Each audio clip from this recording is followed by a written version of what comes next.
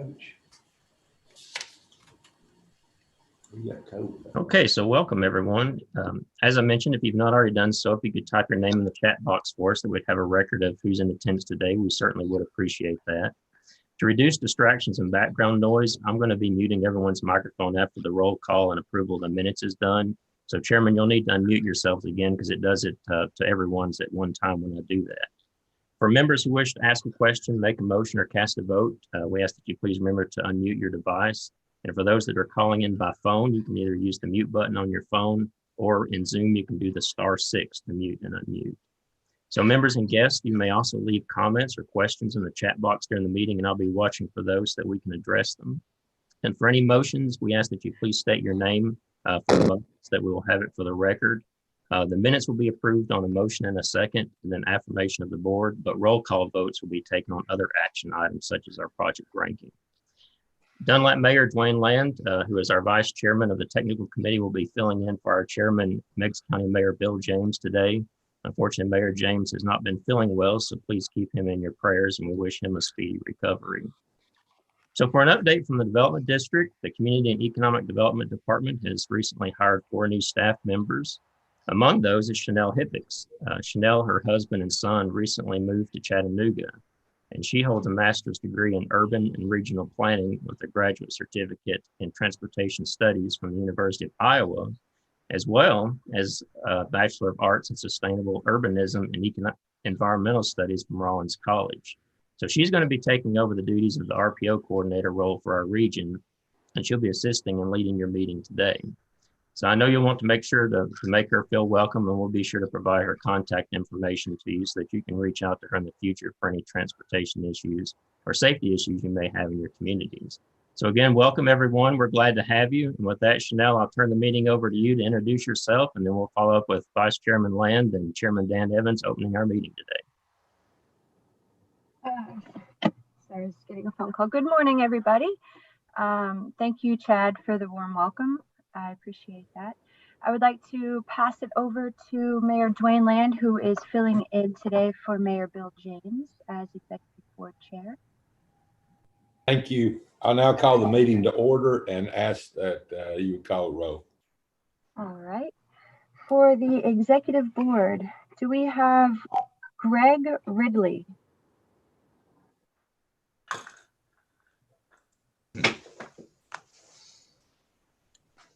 You might have to unmute your phone or your audio. Greg Ridley? Okay, let's move on. Philip Winky Cagle? This week, save on these specials at Food City and save.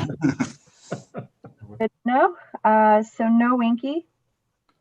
Find out. You here? What in the world? Winky's here? No. Yeah, he's at Food City. Yeah, here in Food City. All right. Thank you, Dan. Mayor Ridley has joined us now, and I'm going to find out where the other is coming from, and we'll cut that audio.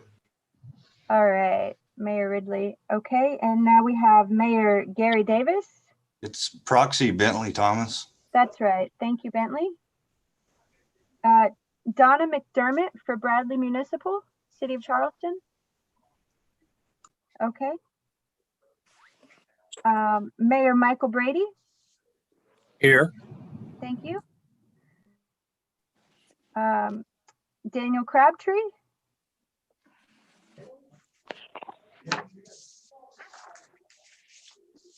No? All right. Mayor David Jackson. Here. Thank you. Paul Evans. Mayor Jackson, proxy for Mayor Evans. Mayor Jackson, okay.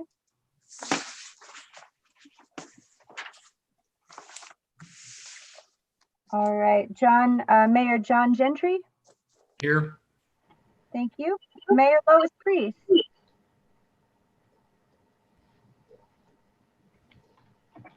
Mayor Priest? No, she's on. Here. Hey there. All right, thank you. Thank you. Let's see, Mayor Burris, Chuck Burris. C. Seth Sumner, proxy for Mayor Burris, City of Athens. Thank you, Seth. All right, and then Mayor Dwayne Land for Bill James today. Are you here? I'm present. I knew I'm here. that. Thank you. All right, Mayor Jeremy Bivens. Laura Smith, proxy for Mayor Bivens. Thank you, Laura. Mayor Robbie Hatcher. Here. Thank you. Let's see, City of Benton. George Thacker. No? Okay. And we have John Bamber for Gary Llewellyn.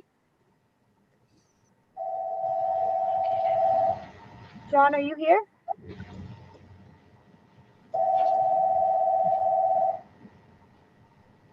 All right, Keith Cartwright, you're here today, yes? I'm here. All righty. Mayor Dwayne Land is present.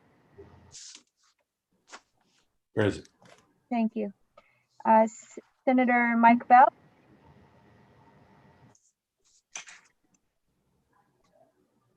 State Representative Ron Travis.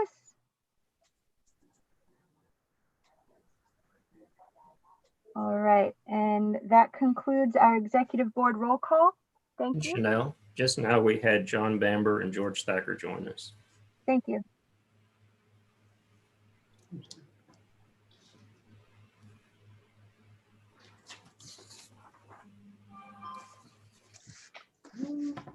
All right, I will hand that back over to Mayor Dan Evans for the technical committee call to order. We call the technical committee to order, and Chanel, will you call the roll, please? Yes, sir. Thank you. Christy Cox will not be joining us, nor will Shannon Burke. Robbie Robertson. I'm here. Thank you. Lou Sisto.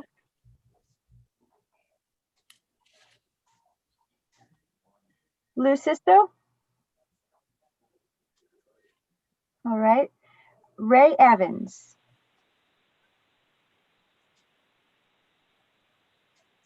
Okay. Miss Sandra Knight. I'm here. Thank you, Sandra. Beth Jones. I'm here. No. Oh, you are here. Okay. Thank you, Beth. Linda Hickson.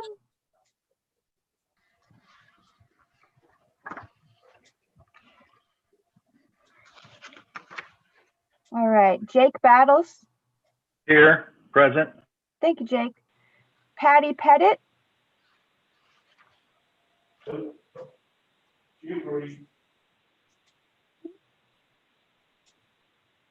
Sorry, was that a response for Patty's attendance? Okay. All right. Johnny Foltz.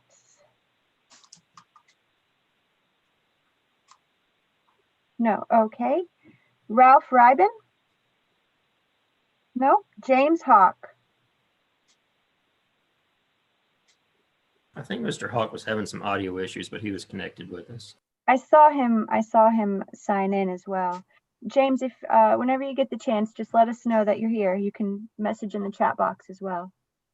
Needs to be here. I'll pass on that for now. Mayor David Jackson. Here. Thank you. Linda Hooper. Linda Hooper. Dan Evans. Here. Tom Trotter. I'm here. All right. Ben Birchfield. I'm on. Thank you. Jimmy Nelson.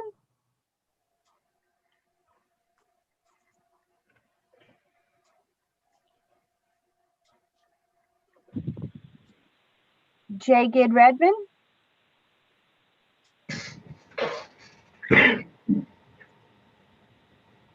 Laura Smith. Here. Thank you, Laura. Roy Thomason. I'm here. Thank you. James Talley.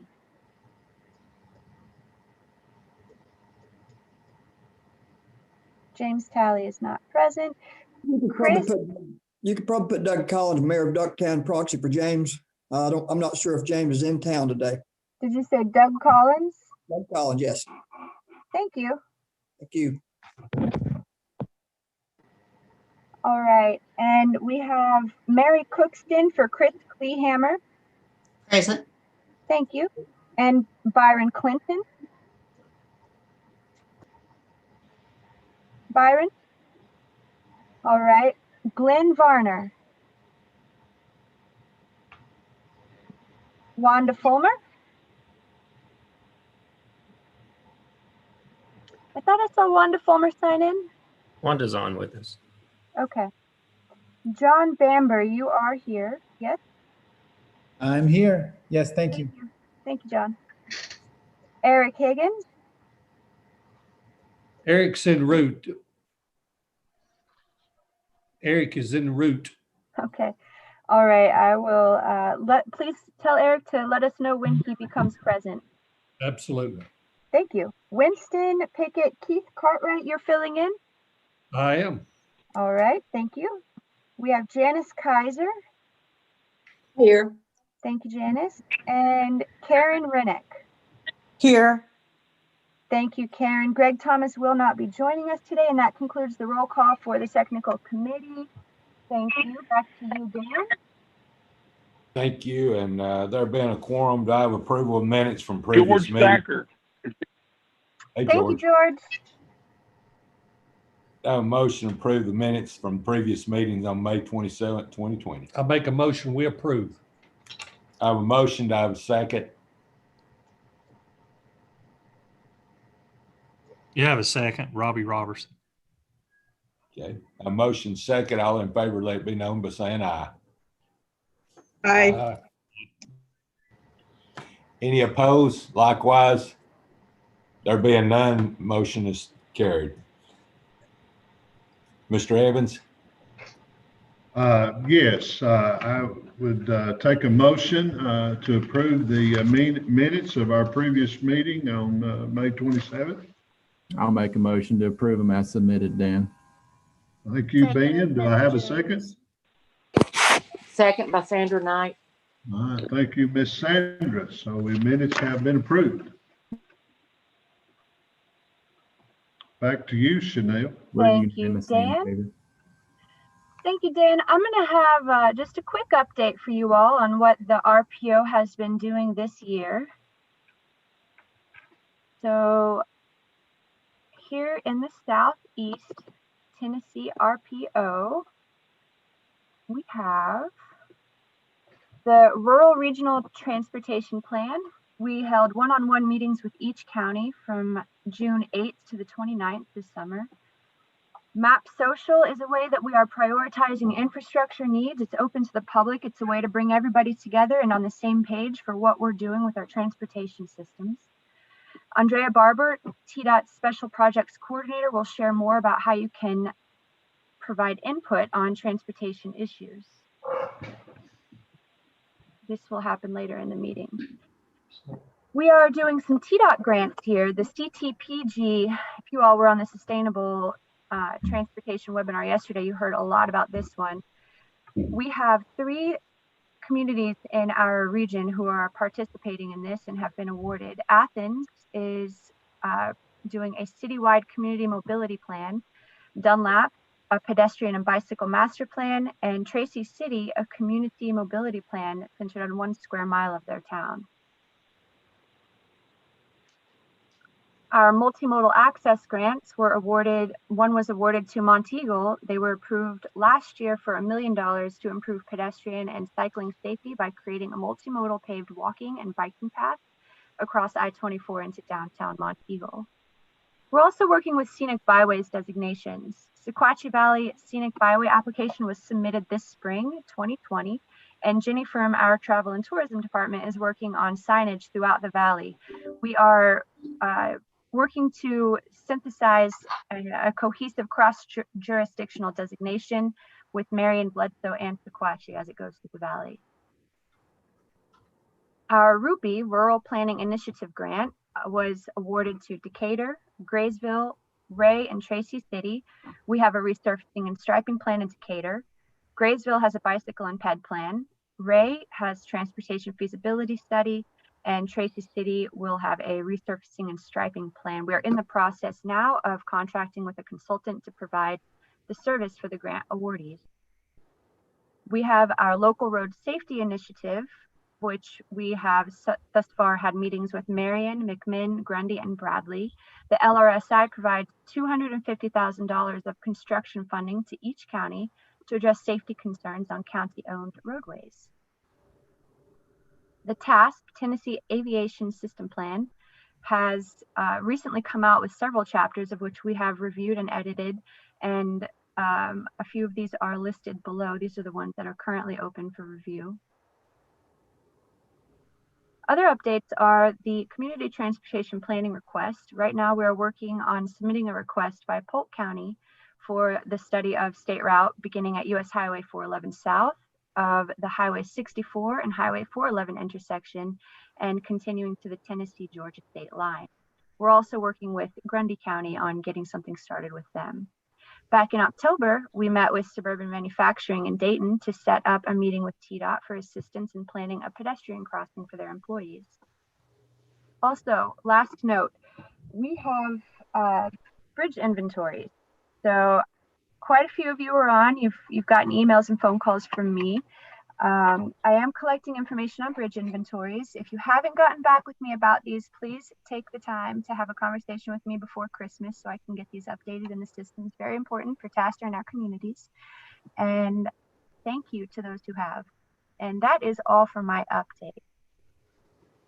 I would like to pass this on to, who's next? Paul Deggs, TDOT Deputy Commissioner and Chief Engineer, will now be presenting on our Corridor K presentation. Thanks. I do appreciate everybody's time and allowing us to kind of talk to you a little bit today about Corridor K. I think everybody is familiar with the Corridor K project. It's Corridor K is a Appalachian Regional Commission designated facility that we've been using, trying to get connectivity from the, Polk County, through Polk County from the Chattanooga area at I-75 up going to northeast of there over in North Carolina, ultimately to get connectivity up to that part of the country. We do have a short presentation here, and hopefully we'll be able to answer any questions afterwards. I wish we could be in person, make things flow a little bit easier, but hopefully we'll be able to kind of get the information through the Zoom meeting. Without going into too much history, I guess I want to kind of talk a little bit about some of the options that we've been studying.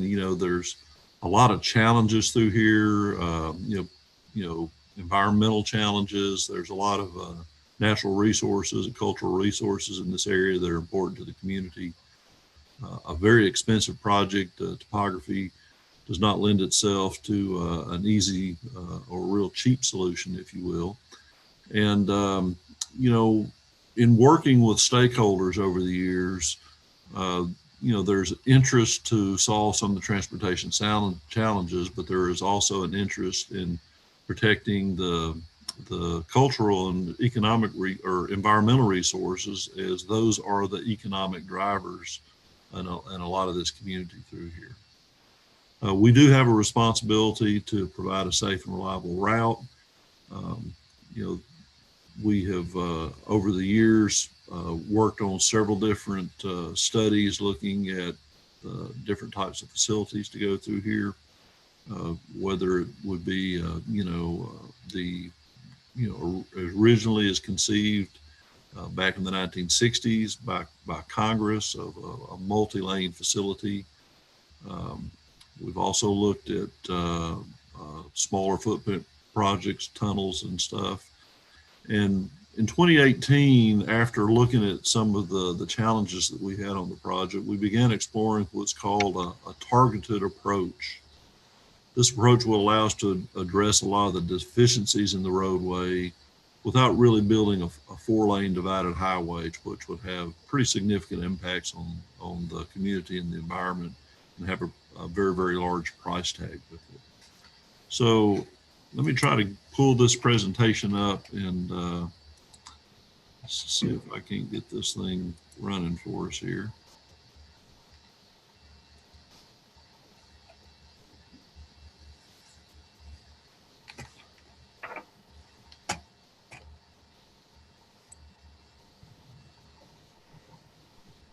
Are y'all seeing the presentation? Mhm. Is that a yes? Yes. Yes. All right. Here we go.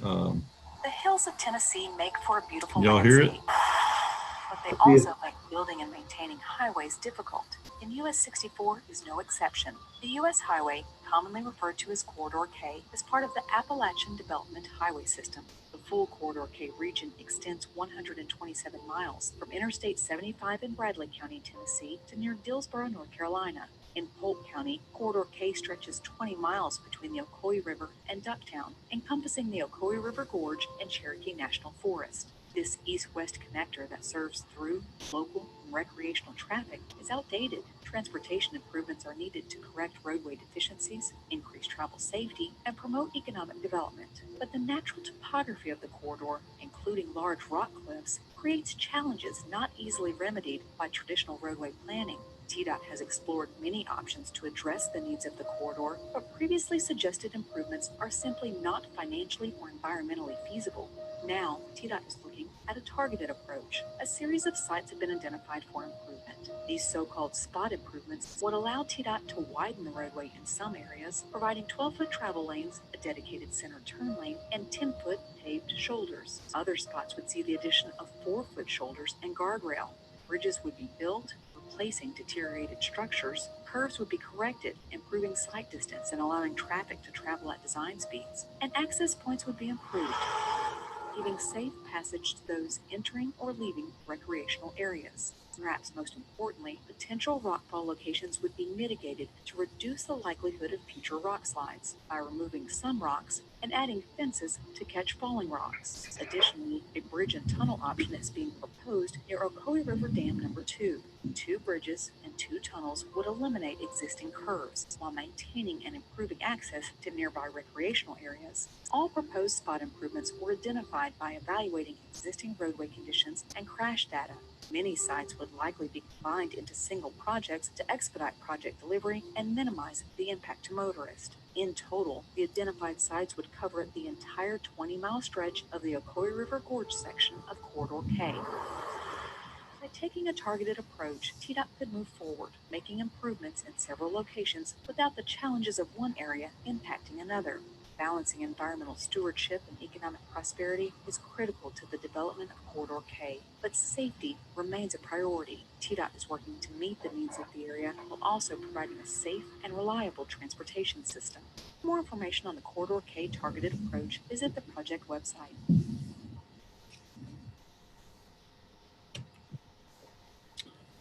All right. So got a couple of more slides I kind of want to go through with you here and talk a little bit about some history on the Corridor K project. Again, it was originally proposed by Congress back in 1965 as part of the Appalachian Regional Development Act.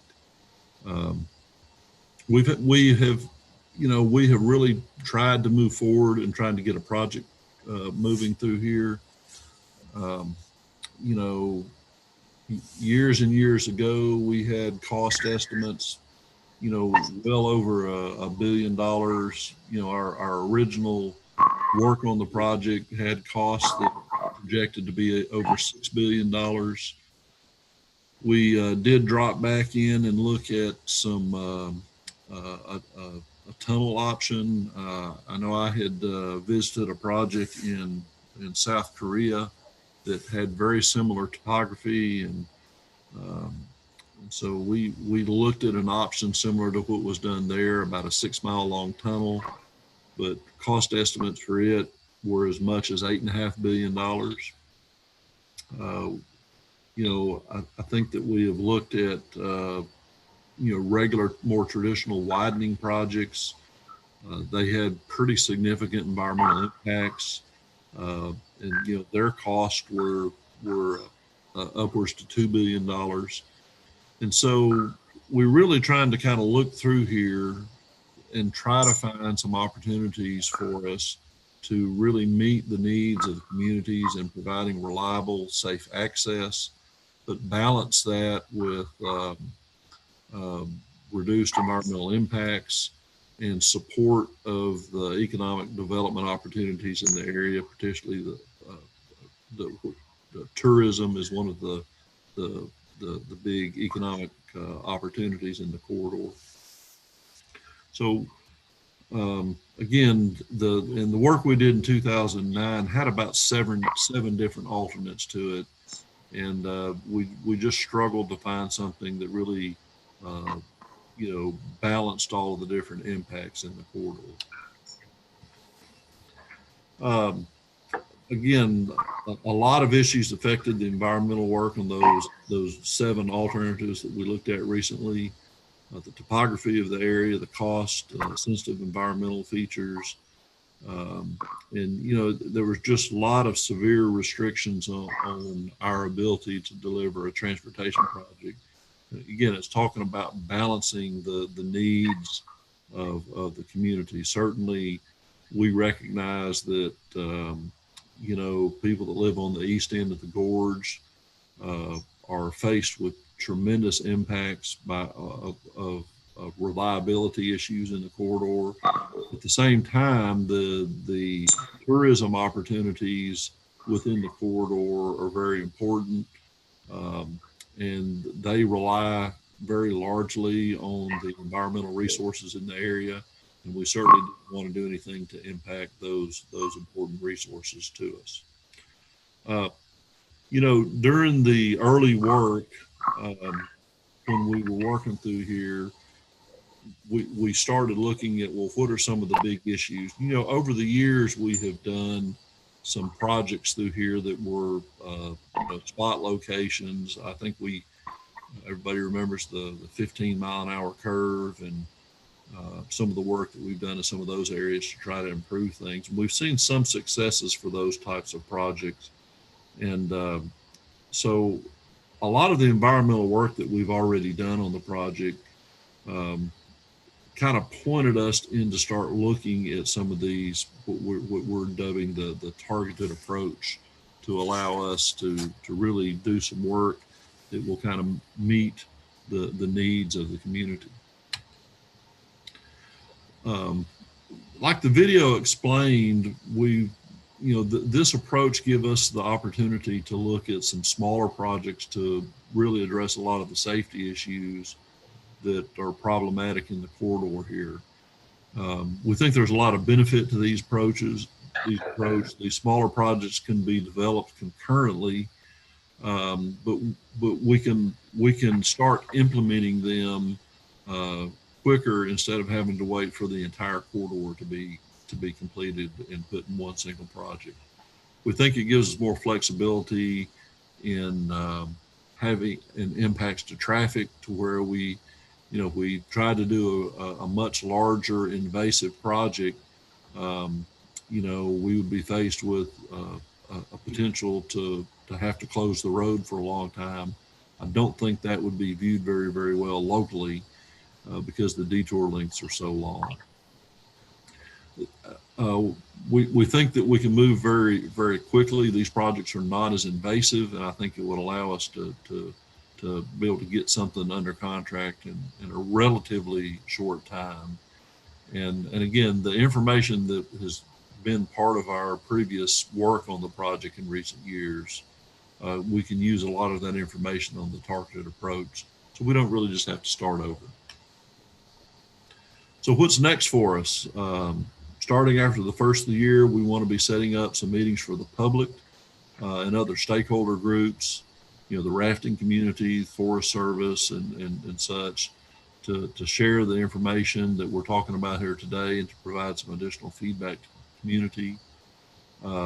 We also need to worked with the Appalachian Regional Commission at one of their meetings in 2021, hopefully this spring. But COVID is having an impact of that. But we want to sit down with the Appalachian Regional Commission and make sure that our proposal through here meets the intent of what the Appalachian Regional Commission has for US 64 in the corridor. Again, our goal there is to get the commission's approval to pursue the target approach. That does open up some dollars to us through the Appalachian Regional Commission that we can use to implement the project. Pending approval of the ARC, our next step would begin to the project development process in earnest, basically get the engineering underway, geotechnical work, surveying, and things of that nature. Would allow us to start prioritizing the projects, determine which ones, how we would group them to have, to where we could deliver concurrent projects with the least impact to traffic. We could also do a deeper dive into the environmental work and the geotechnical work, seeing how much right-of-way we would need to have on the project. A lot of this is Forest Service property, so working with the federal government on the right-of-way for the road can be somewhat challenging sometimes. It's a little bit time-consuming, but it will allow us to kind of get going on that.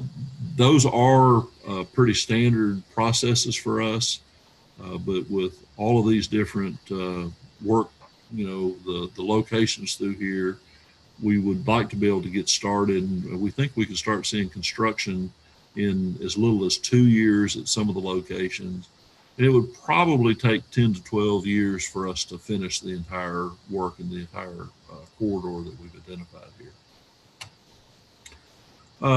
We're ready to, if y'all got any questions for us, we've got several staff members available to us online today from the various functional areas of the department, and be glad to entertain any questions. I will go ahead and put up our website here. If you want to, jot any of this information down, we can make the presentation available to everybody. The video in it makes it where we can't email it. You'd have to do a Dropbox box, but we can certainly go ahead and send the presentation to you guys without the video. And maybe if we put the video on our YouTube site with a link to it in the presentation, that might be a better way to make it available to everybody. But with that, I'd like to open it up to any questions.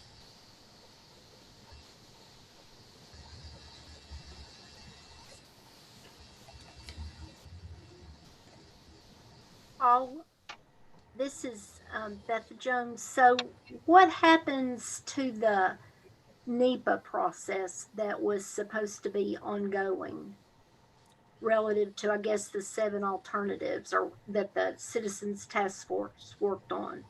Yeah. So let me turn that over to Susanna Knazowitz and Holly Cantrell there, see if y'all can kind of talk through that process.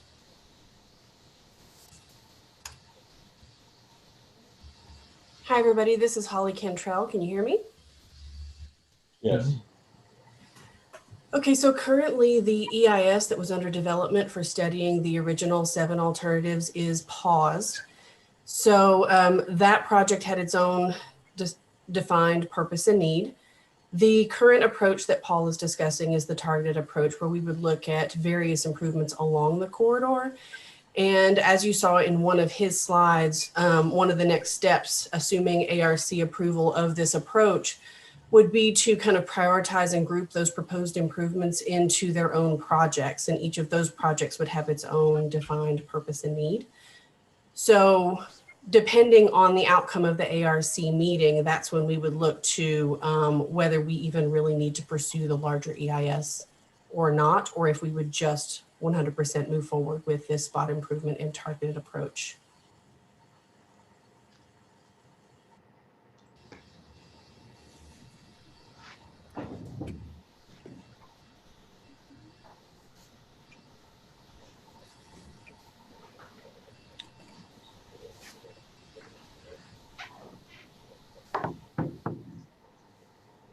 see we have a note out there that the MPO board, I guess in Cleveland and would be interested in seeing the video as well. Again, I think that should be easy for us to do. Hi, this is Greg in Cleveland. I think I'm unmuted. You are. Yes. I was just wondering, and thank you for this presentation. It was very, very informative, and appreciate the level of detail that you've gone into to try to address a very complex set of problems. But I guess the question would be, rolling forward into January as it moves forward, and it may be available now, I don't know, but is there some discussion of travel times through the corridor and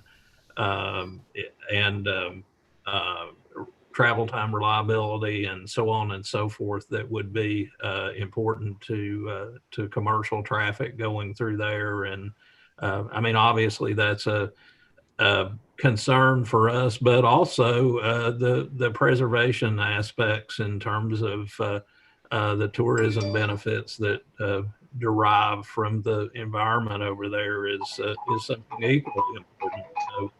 So we appreciate the approach, I guess. But I guess that would be my question about data that may come forward in if not now, in January.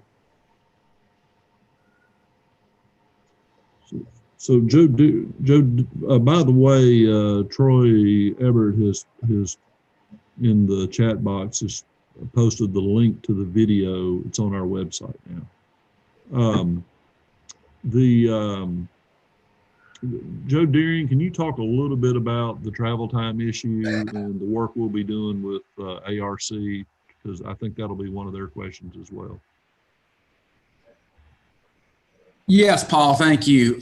So part of the target approach is to take a more deeper detailed look into each of these sites that we're looking at, that will take into consideration looking at travel times through there for the motorists. In addition to that, our freight office, Dan Palmy in our freight office, is going to be looking at working with the RSC to look at some work to look at travel times through the corridor for freight. Now that information probably will not be ready by the January meeting, but we'll certainly have it ready as we get more detailed into each of these projects.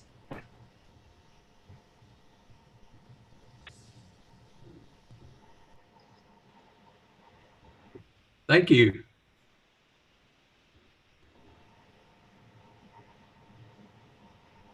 This is Roy Thomason with Polk County. I guess I have, first of all, would like to say that very thankful for the target approach that TDOT has taken on going up through the River Gorge. It's really been beneficial. And I guess my question here would be, are the target approach projects, does that work towards the long-term plan? You know, I know there are targeted areas, but will that assist in the completion of a long-term plan? So our goal here is to try to come up with a long-term solution. So I guess what I want to be clear about, so this plan is not proposed to put a 4-lane divided highway in the Ocoee River Gorge. What this plan, and we believe it is a long-term solution, is to put in a, you know, to find the areas where we are experiencing problems and where we project problems for the next 20 years, and to come in and put solutions in through here. One of the big things we hear in the corridor, and I think you folks down in Polk County certainly know better than I do, is that reliability is one of the biggest issues in this corridor. And, you know, certainly, you know, we want a safe facility, but that reliability has a big impact on economic development. and quality of life issues for people that have to travel the corridor every day. So we view it as a long-term solution, but you know, as with every transportation project we do, at some point in the future, it's possible that it won't meet the needs anymore, and we might have to come back and look at stuff. We believe that this will easily get a 20-year of really good service on the project after we're done, and probably much longer than that. But certainly development in the corridor, you know, if something happens to where it draws a whole lot more people and industry in the area, certainly sometime in the future we would have to look. But based on the projections of traffic that we have out there right now, we believe the targeted approach will provide the safety and reliability and throughput that is needed in the corridor. I agree. Very well said. Thank you, sir. Sure.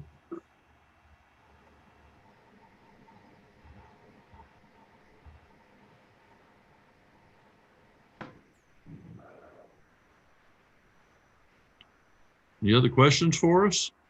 Comments? Yeah, if I can, I'm the Mayor Collins over in Ducktown. I travel this road every day. Appreciate everything you've done so far. I see any improvements I get to witness pretty much regularly, and I appreciate everything you guys are doing. We know the cost. I mean, got involved in this thing for a long time and get your hopes up and back, but this sounds like something that may not be beneficial to me, but I'll try to do everything that's going to be beneficial to our future generations and their kids and grandkids. And hopefully this will work something and make life easier for them so they don't have to move out of the county or anything else. And we realize, I mean, the growth is important to the county, especially our tourism. I mean, it helps thrive our little city. And it'd be a big part, but I appreciate, you know, I think I remember this was talked about a little bit a while back. Probably look at this targeted approach. Like I said, I've seen a lot of stuff you guys have done and really appreciate that. And the safety thing, I do see a lot more trucks on the road since they opened what do you call the little inner port? I guess the port that they opened down in Murray County.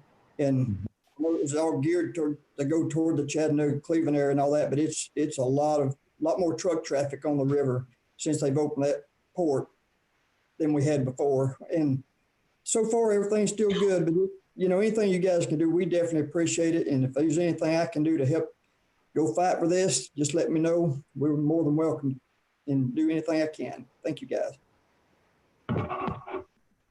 Thank you, Mayor. We do appreciate that. Again, that you know, your point is well taken there. That that intermodal facility down there servicing that East Coast port is driving some more traffic. That's why we've got Mr. Palmy doing with our freight office. He's on the call here today. And that's going to be part of the work and the study work that we do on the project. Anybody else? Robbie Hatcher, County Executive, is Mayor Collins and Road Superintendent Thomason have stated.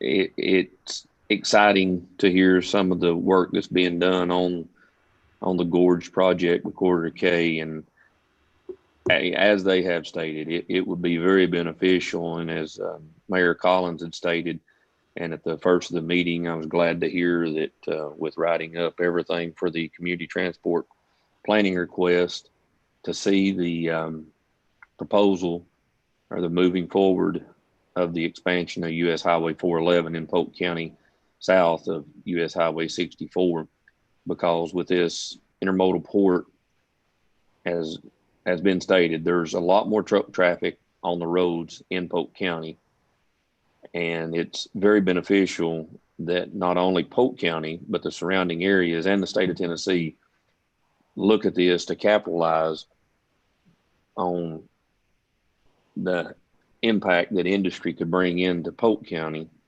by having that other section of that 7-mile stretch of Highway 411 4-lane, which would also lead into putting the step system, sewer system in down U.S. Highway 411 just to help to spawn off even more within our county, because I believe everybody on here knows, with almost 60% of it being owned by either national forest and the things that's there, it makes it very difficult within our county. And so we really look towards the tourism, and as well as with this proposal going forward to see some industry come into Polk County, and we're very appreciative of that. And anything that we can do or I can do for any of the meetings going forward, opening up the courthouse and the big courtroom, to getting the word out for anybody that would be interested in coming as a stakeholder, you will have our utmost and full cooperation moving forward. Thank you. Appreciate those thoughts as well.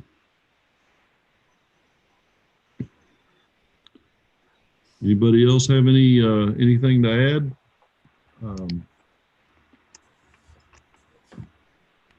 I guess I'm ready to turn it back over.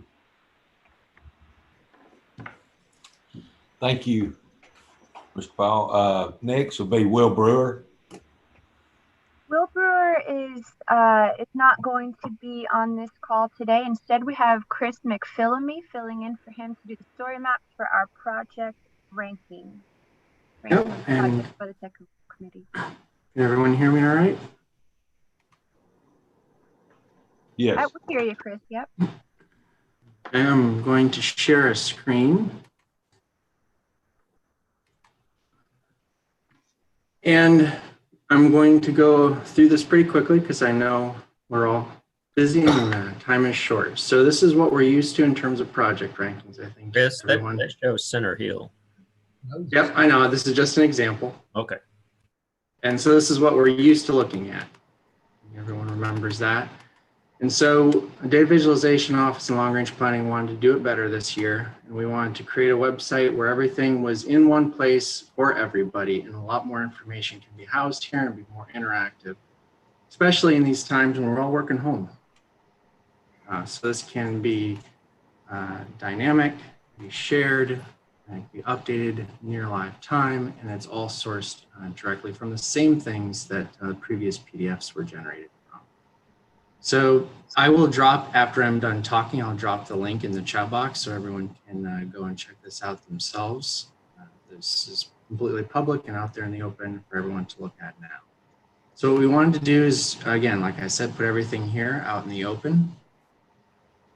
And scrolling down, you can see we organized everything. Everyone's familiar and likes looking at this guy, and we put everyone's contact information here so you can click and it goes to those individual websites. This information is kind of tallies from PPRM data, just kind of showing an overview of project information. And then now we broke down all of the individual RPOs. Each group has their own section. Pictures from those areas. And you can click on any one of these that are live and it will take you here. I preloaded all of these so that it wouldn't be sluggish on the internet. And so it gives a little intro. We'll talk about projects. And this is going back to the overview map of the old PDF everyone's used to seeing. So this is now an interactive map. You can make this bigger, you can make it smaller, you can zoom in, you can zoom out, you can click on things, and it shows you some information about the projects. Now, previously we had those additional pages. And those pages could be zoomed in even closer to give more detail on the project. And those are also included. You can scroll down here. Now, some people have big monitors, some people have small monitors. We realize that this may not look the best in a nested format. So remember, there's a button here people can click on. Click on that, will take you to a new tab, or this will take up the full entire screen. But scrolling down, the data visualization office, I think, did a really good job at organizing all of this data. So now that as you're scrolling down, you can see the project, some general information on it, and it will go project by project, scrolling through and showing you a map of each project. So much more dynamic, much more useful, and much more informational. So that can again be made larger screen. And some more general closing information. Again, I'm not going to go into all the details on this. You guys can click the link in a minute and play around with it. But for those of you that like, hey, why can't I print this? I want to print this. Well, you can. The team spent a lot of time putting together this hard copy PDF. And all you do is you click that link. Here's your password right here. That's important. Copy that, click the link, and we'll give you a hard copy PDF, which you can download and print. And that gives you, again, that overview map with the projects. So again, I said I wanted to do it quickly. I think I accomplished that. Does anyone have any questions before I sign off and let the next group go ahead?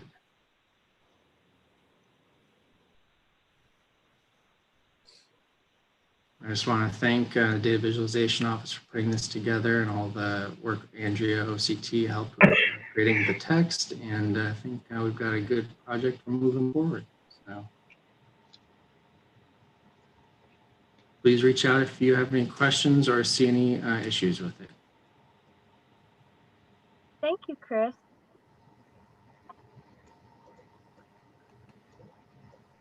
All right, Dan, that's you to call for ranking of projects by the technical committee. Thank you so much, Chris.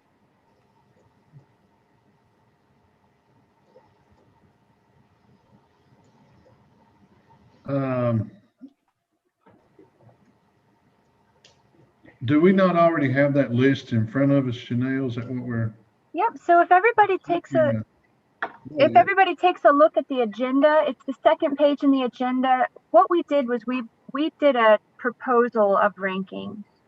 So we looked at what was ranked last year and we left everything the same as far as the prioritization. The only one that changed is one that's a little bit further ahead of schedule than the others.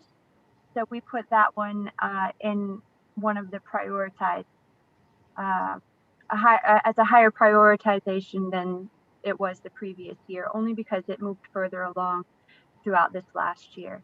That's the sheet. Thank you so much. Now, if you're looking here, the proposal rankings you'll see are exactly the same as they were last year, except for line item 437. And you'll see that because that one's not early in design, it's moving along into the right-of-way phase. So we put that one as a ranking prioritized for number 3. Now, if everybody's in favor of this, we can go with this. If you have your own idea of things, we also have a Survey Monkey that we will post the link in the chat box.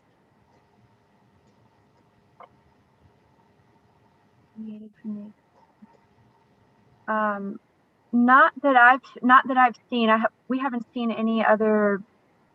Ben just made a comment in the chat box. Were there any deviations from this proposal suggested? And as far as I know, at this point, we have not seen any deviations from the proposal ranking. Chad, do you know of any? We only had one that was submitted. One that was submitted, but was it different than what was proposed? Yes, there was one submitted on Survey Monkey yesterday. So basically what we're doing here is, like Chanel said, we're trying to keep this in the same order. You'll notice TDOT has given us some comments that tells us that a lot of these projects are still early in design.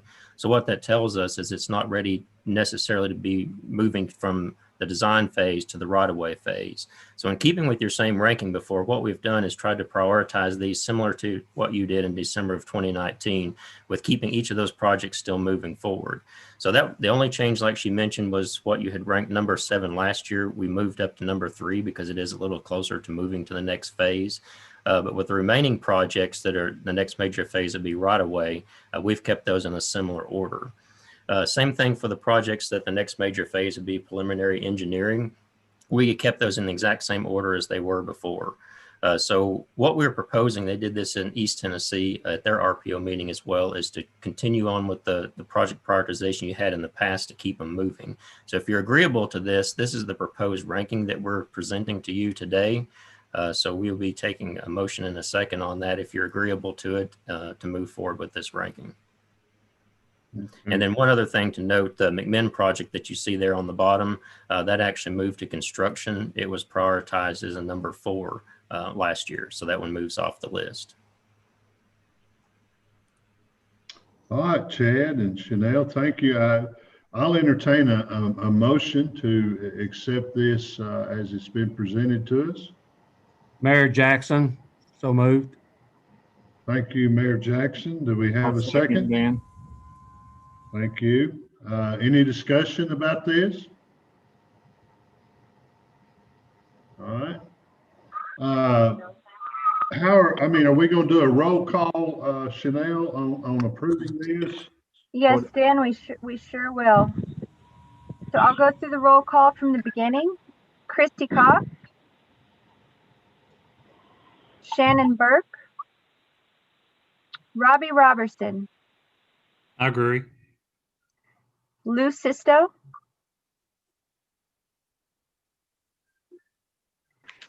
Sandra Knight, Yes. Ray Evans, Ray Evans, Beth Jones, Yes. Linda Hickson, Jake Battles, Yes. Patty Pettit, Johnny Foltz, Ralph Ryben, James Hawk, Yes. David Jackson, Yes. Linda Hooper, Dan Evans, Yes. Tom Trotter, Yes. Ben Birchfield, Yes. Jimmy Nelson,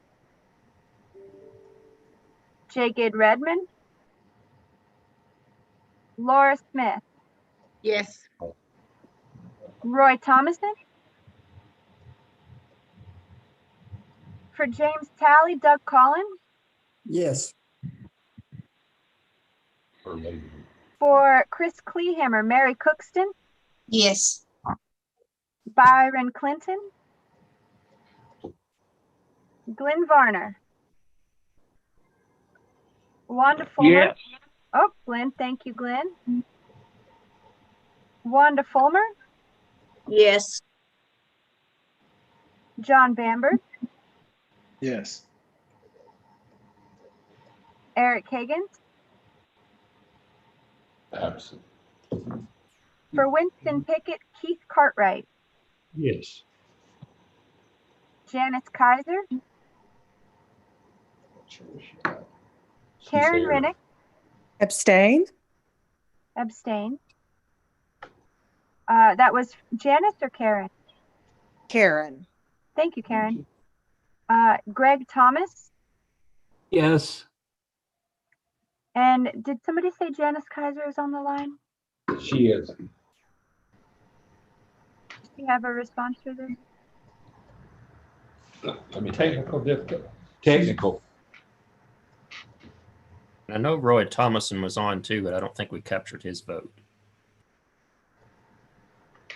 Roy?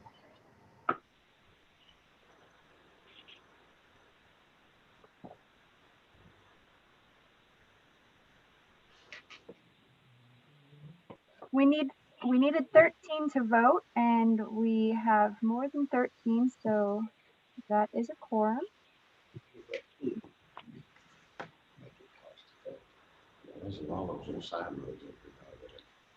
Thank you, Chanel. I guess at this point, we move this over to the executive committee for their approval. Is that what we need to do?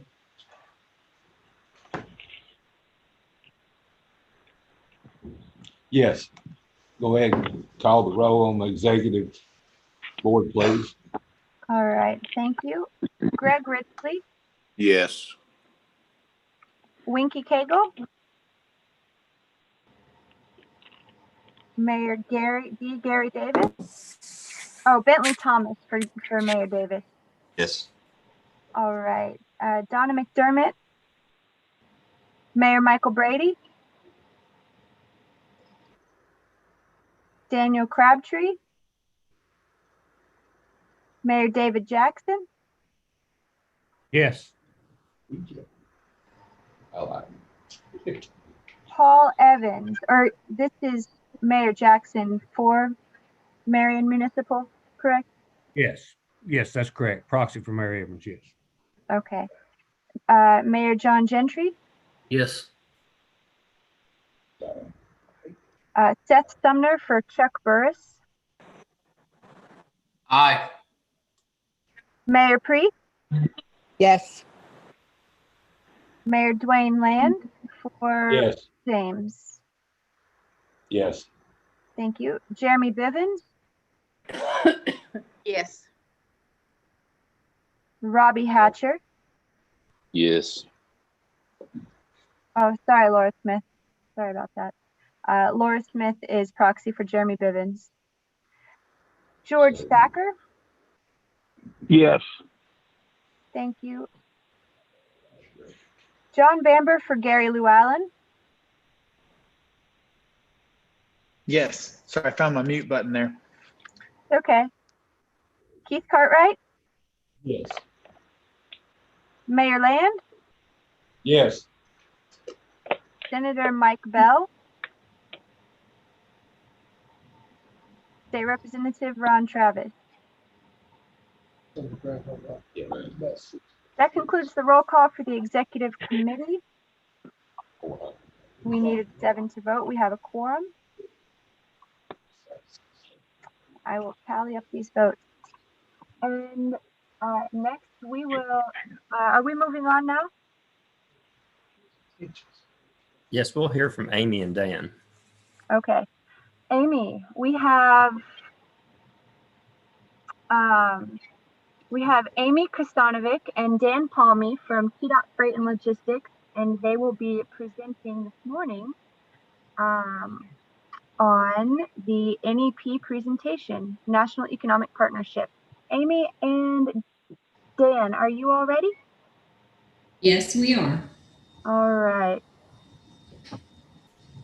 Are you going to share the presentation, Chanel? If you are able to, go for it. I'll be a backup if not. Okay, give me just 1 second then. Okay.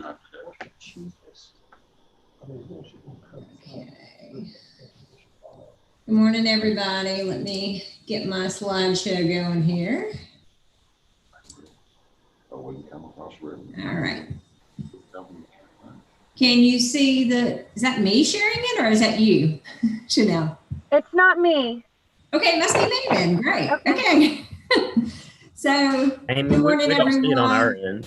Yeah, Dan and I are going to be talking and giving a brief update on the National Economic Partnership Grant.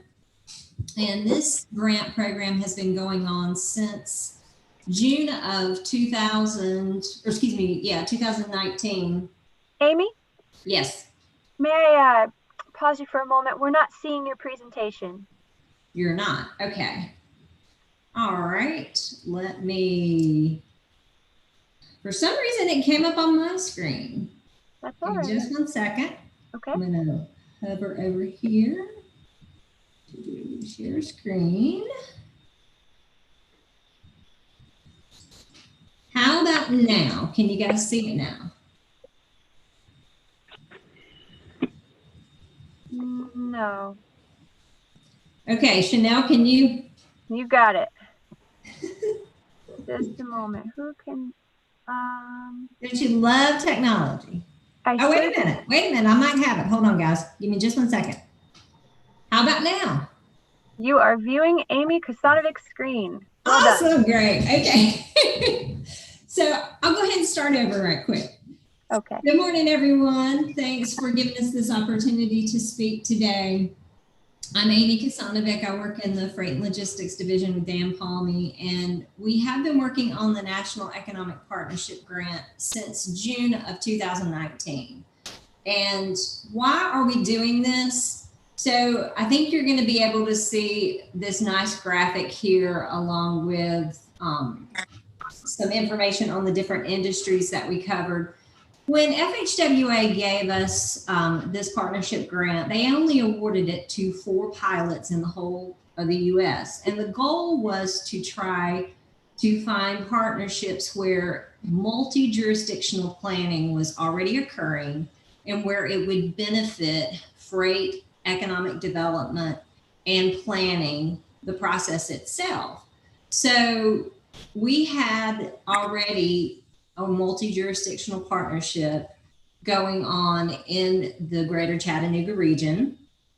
And we proposed that we would study 2 different areas. First of all, we would do freight flows and industry analysis, because with freight itself, freight crosses jurisdictional boundaries, and you need to plan outside of those jurisdictional boundaries when you are doing freight planning. So we looked at, obviously the Chattanooga region is in the Mid-South region here. And we wanted to look at freight flows through that region, since this is considered freight alley in the US. And this is a map of all the different mega regions in the US. So FHWA, they wanted us to look at mega regions and how you can multi-jurisdictionally plan in those areas. So obviously we were going beyond boundaries and trying to discover regional advantages. And we also wanted to see how could this benefit transportation planning, economic development, by looking at different industry clusters. So the 5 industry clusters that we chose were automotive manufacturing, aerospace and aviation, agri-production and food products, wood flooring and forest products, and trucking and logistics.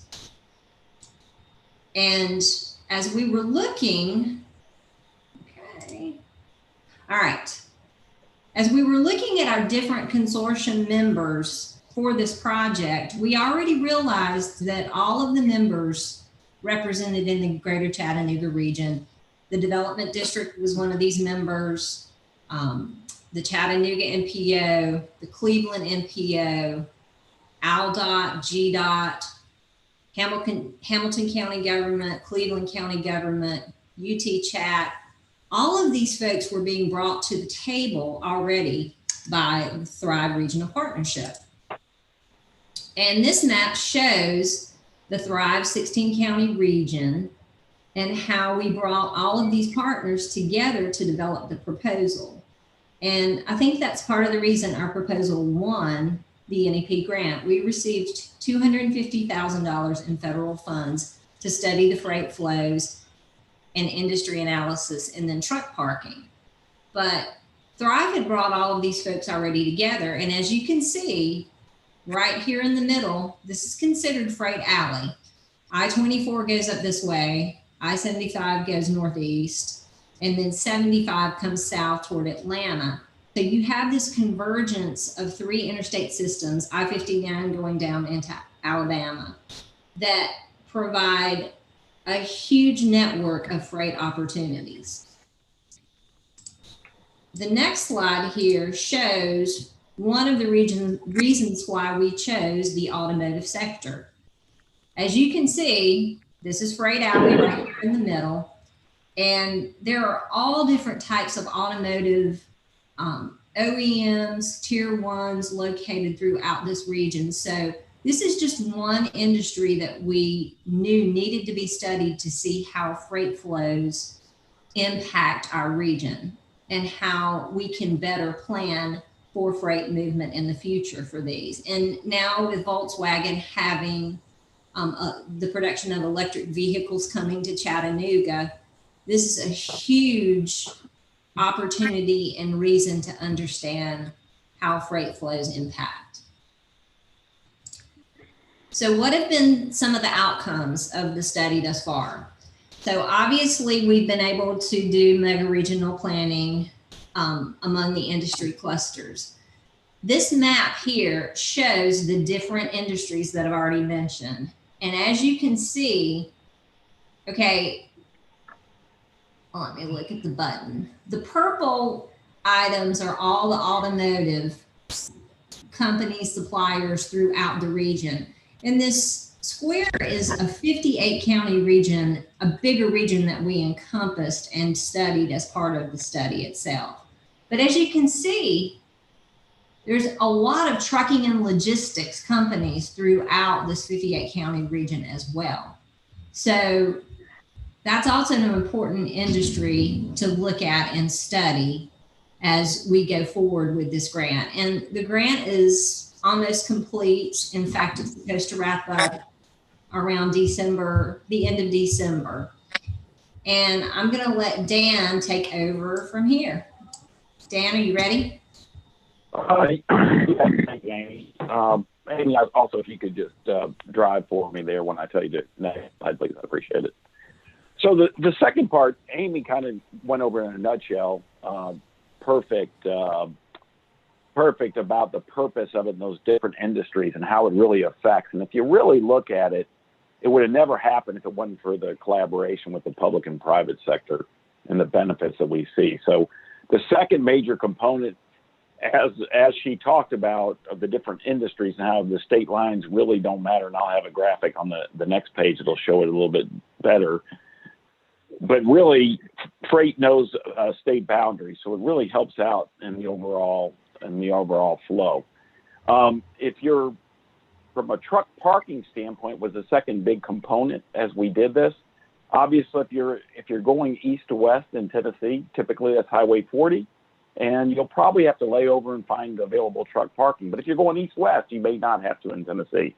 So really, we had to look at it from a perspective of truck parking, but not only that, this fed into another project, which I'll talk to on the next slide, Amy, if you could go one more slide. So here is, it's kind of a little bit busy here, but we basically looked at all the truck parking spots, not only the public spots that are rest areas, weigh scales, weigh stations, or maybe even just truck parking empty spots, but we also looked at private rest areas as well. And along with this, and I know it's a little bit busy here, but you can kind of see that flow north, south, east, and west of really what's important for truck parking. So when we start to talk about truck parking, we're also going to build another map that's going to be online that Chris presented earlier on TDOT, that really we want to get this out where the truck drivers can actually find exactly where it is. Amy talked about it a little bit, but when we start talking about the automotive industry, think of this. We also want to know where all the alternative fuel stations are, so that if you're driving your electric vehicle, and Amy talked about Volkswagen, but also don't forget about GM. And how it all really ties in together is if we know those locations, then you can find a spot, whether you're driving a Tesla or eventually an 18-wheeler that will do this. Along with that, it has the ability of the spots that are available. But the greatest thing about this is we also coincide with a research project from the University of Memphis and University of Tennessee at Knoxville that shows exactly where the shortages are in the state by day of the week, by hour of the week, and we can look at and estimate where it's going to be in 10 years so we can start worrying about truck shortages today. Obviously, from a taxpayer standpoint, our public rest areas, we'd much rather have the private travel operators build a 300-spot place so trucks are available to parking. But you can kind of see the importance and tied together how that's really going to be great. Also on the truck parking, we're also looking at a system that will show you a kind of like a Masto system or maybe an I-95 where the truck driver, as he's approaching different state lines, will have a scale that will show you how many available truck parking spots are there in the location based upon the estimates and time of the week. Next slide. So some of the challenges and lessons learned as we go through there is really we had to get out of our silos. It was great to work with Alabama and Georgia in this case and really look across the border, because as a company or a supplier, just because you're Volkswagen and in the Chattanooga area, it could be a boon for other counties in Tennessee, but also right across the border. So that really helped when we started this dialogue. As I said, I always say we want to put the right freight on the right mode at the right time. When we look at the multimodal nature of Tennessee, it's the same with the boundaries and the state boundaries. Freight knows no boundaries. The truck parking, I told you about several of the different programs we have going on. And the beauty of this also, and I think this is important for the RPO, is to really look at taking some of this lessons learned and really looking at the planning stage for the planning in the future. Next slide. So there were some cross-cutting themes on this. It was interesting enough. We did this for the 16 counties around the Chattanooga area that went into Alabama and Tennessee. But really already another MPO in Tennessee really wants the same thing, because they realize that the Memphis MPO realizes that what affects Tennessee also affects West Tennessee and North Mississippi.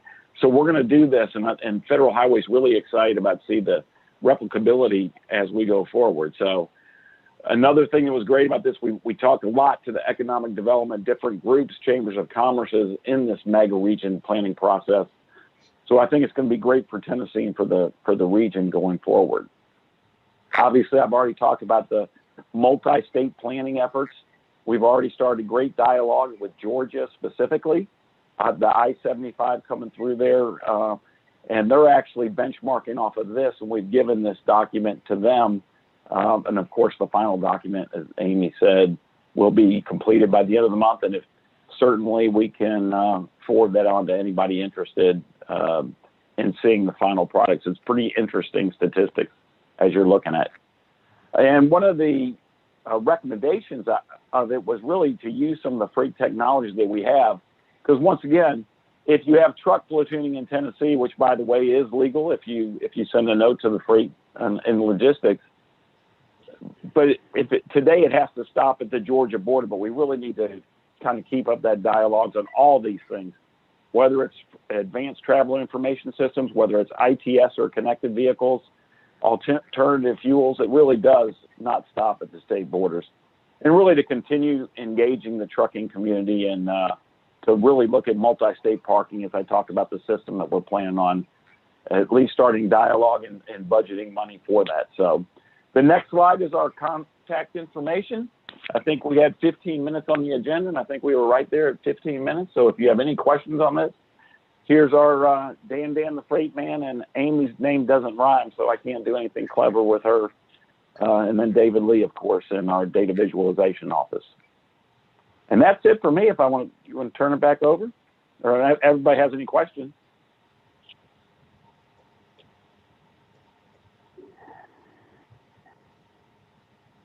Thank you, Dan. Thank you, Amy. Any other questions for these two? Yeah. Okay. All right, we will move on to Andrea Barber, who will be talking about the Southeast Rural Regional Transportation Plan and possibly a little bit about Map Social. Okay, can everybody hear me, see me? I hear you. Okay. Oh, see ya. Okay, I've been having some internet issues today. So I'm gonna go ahead and share my screen. So back in the summer, we met with you all with the one-on-one meetings for the rural regional transportation plans. And so with COVID, we wanted to take it a step further and offer you guys an option to kind of map your issues or concerns virtually. And so we have this tool called Map Social, and it's very similar to using Google Maps, if any of you have used Google Maps. So I'm gonna go ahead and just do a quick run through on like how to log in, how to place your icons in areas of concern. And I'll be sending out a tutorial, a YouTube link, and then also instructions on how to use the tool. But I'm going to go ahead and share my screen. Let's see.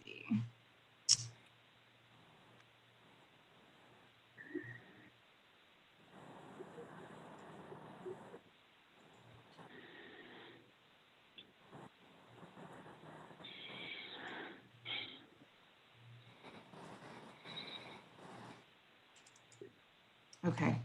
Oh, that's not the screen I wanted to share. Yes, yeah.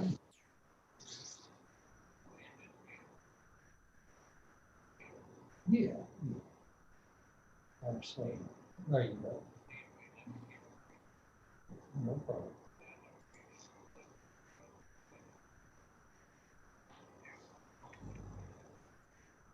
Yeah. I said David Bradford died this morning. Yeah, no crazy. Okay, can you all see that now? No. Not yet. Okay. Oh, it's started screen sharing. Thank you. Okay. Does your screen say let's map it? It sure does. Okay, it's weird. It's not showing up on my screen, but if y'all can see it, then that's what's important. Okay, so you're going to get a link that's going to bring you to the Southeast Rural Regional Transportation Plan page. So you're going to see sign in, sign out. You'll be provided a username and password to use. The map should automatically drill down to your location. So it'll be kind of vague, but it'll be an area of of the Southeast RPO.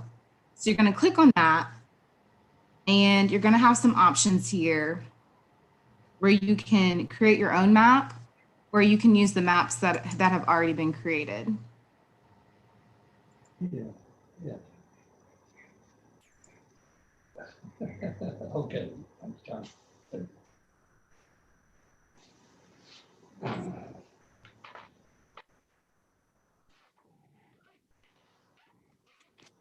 Are you still able to see what I'm? Yes, we're looking at create new map, rural regional transportation plan. Okay.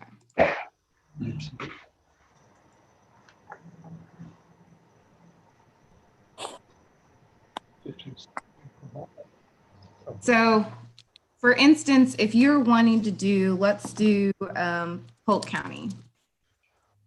We'll name the map Polk County. Brief description, Polk County map. Create. It's about 17 from to my house. So as you can see, it kind of drills into the general location of where you are. You can come over here again and put in Polk County.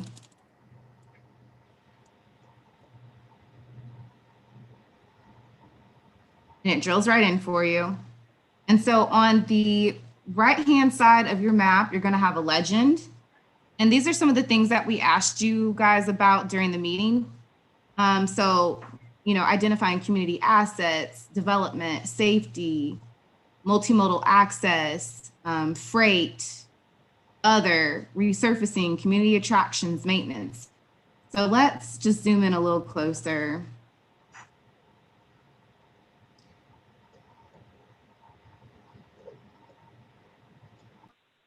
You can also change if you need to be able to see it by street. You can come over here and change your base map so you can see it by street, so you can get oriented. You can do world imagery, whatever's easiest for you to find. So let's come over here and say there's a problem along I-65 at this particular, I-75, sorry, at this interchange. So we're gonna go back to our legend, and let's say it's a safety concern. We're gonna click on this, the plus sign icon, double click. Once you click on that, you'll see in the corner, it'll say finish or cancel. You're gonna drop it here. Let's say it's on this side. Now you have your icon of where your safety concerns are. So I'm gonna say safety, I-75, description. Since we just talked about freight, we'll say freight incidents,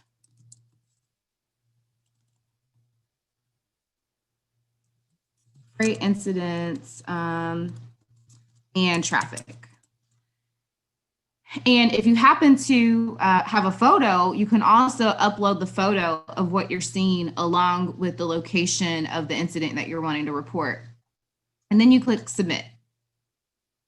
So now it's been saved.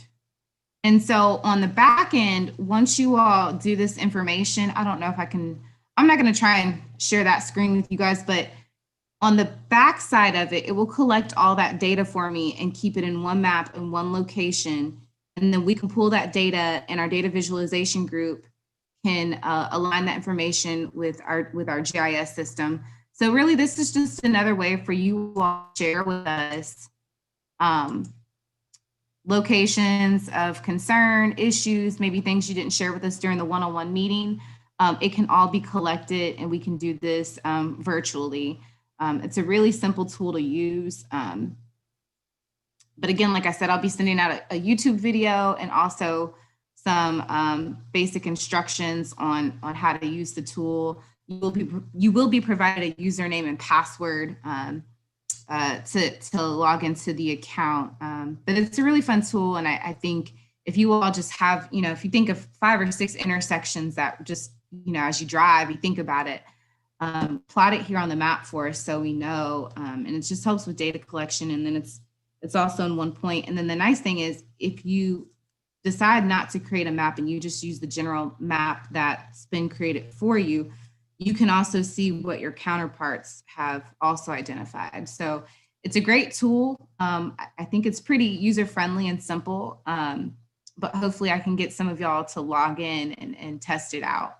Are there any questions?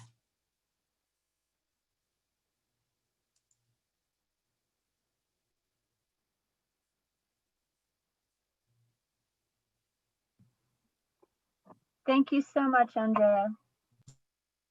Thank you. Thank you.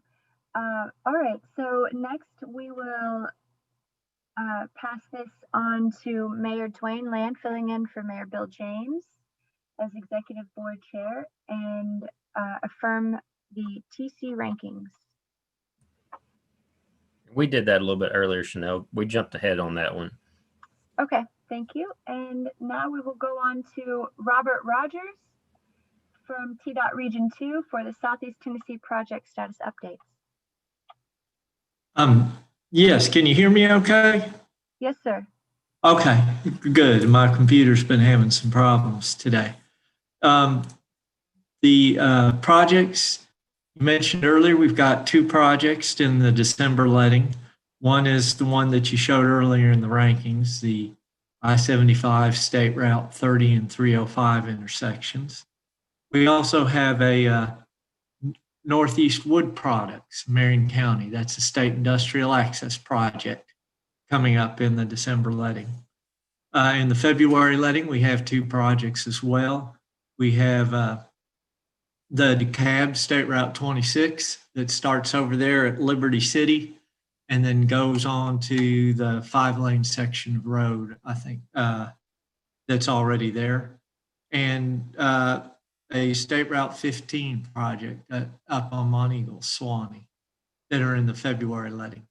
We will very soon have right-of-way plans for the Grundy County State Route 108 project in Grootney Lager.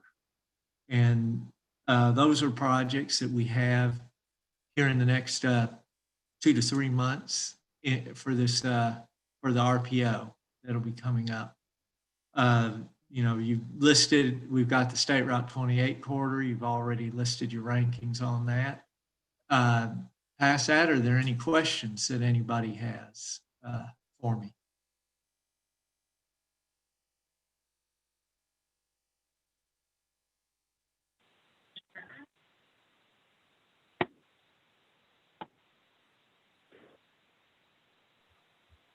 Roger, are you on your maintenance list? Is somebody going to give us some ideas on your state route maintenance bids that you're going to do?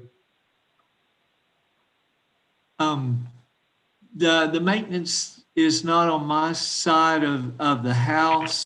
I don't know that as well. If Joe Deering's still on the call, he might have some more knowledge of that than I do. Thank you. I can certainly find out for you if he's not there. Hi, Robert. This is Joe again. How you doing? Yeah. So the maintenance contracts are right now, and I'm as far as like the guardrail contracts, the on-call maintenance contracts are currently in the February letting. And I guess if you're talking about the resurfacing, there are also some in the interstate resurfacing are in the December letting and February letting and so forth. And I guess I'm just, are any particular area you're looking at? Well, I guess would be interested in our region here that we're talking about. I mean, the counties surrounding in our RPO. And another thing too is what date are you looking at your December letting?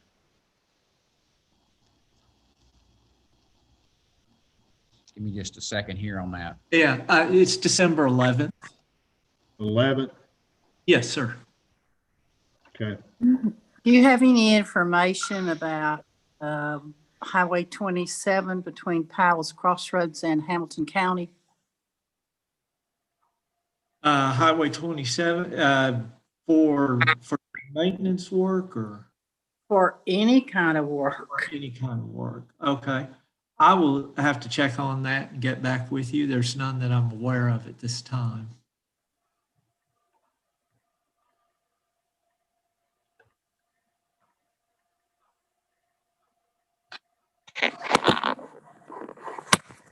That's the only question I had, Robert. I'm just Okay. curious what you were, what kind of projects we had coming up in our RPO for resurfacing on. Every one of us has some state routes that have some issues, just like I got a bunch of county roads that's got issues. Well, and we just curious if you could. So so we can get a list of what's coming up in the next year for our resurfacing within the RPO here. So that's what I was actually asking earlier, what specific items or information you were looking for. So we do have that information we can share with the group here. We'll get that out to you the next day or so. Okay. Thank you, Joe. Hey, Joe, what Ms. Hooper is asking about is the State Route 27, the slide there on Soot Creek Mountain. That's what she was referring to. Okay, so right now we're working through the engineering on that. We have our there's two slides. I believe it's at 26.1 and another one right short of not too far from there. One's a slide of the road and one's a box culvert failure that's going on. We have our geotechnical consulting looking at that now to make their recommendations. We should have that information probably early first of next year. And we'll be working forward with the design from that point. Thank you.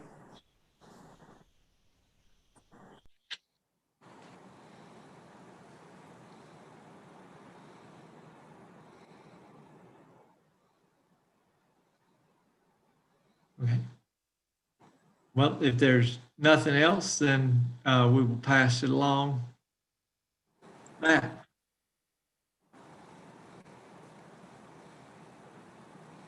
All right, Mayor Land, that goes on to you for other properly presented new business.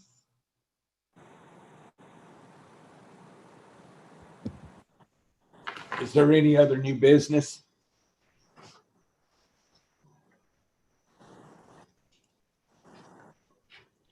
There being none, I guess we'll adjourn. Thank you. Can you We hear need me? a motion. Yep, we can hear you. We need a Okay. motion. I have a motion to adjourn. I make a motion to adjourn. Wanda Fulmer. Thank you, Miss Wanda. I have a motion. I have a second. Lois Priest, second. Thank you, Miss Priest. Have a second. All in favor, let it be known by saying aye. Aye. Aye.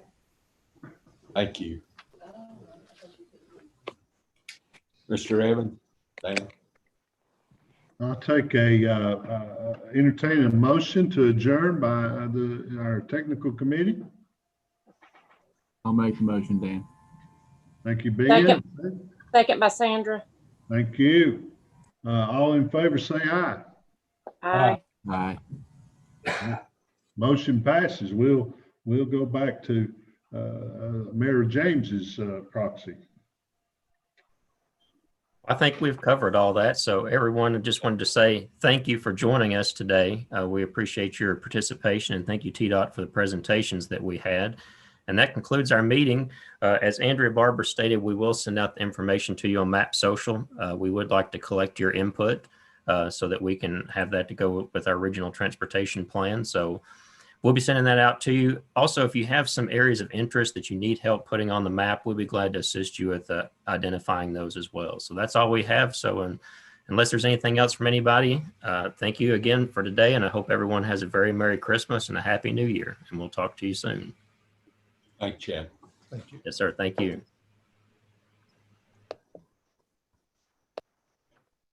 Good job. Thanks, Chad. Chanel. Thank you. Thanks, guys. You'll have a good holiday. You too.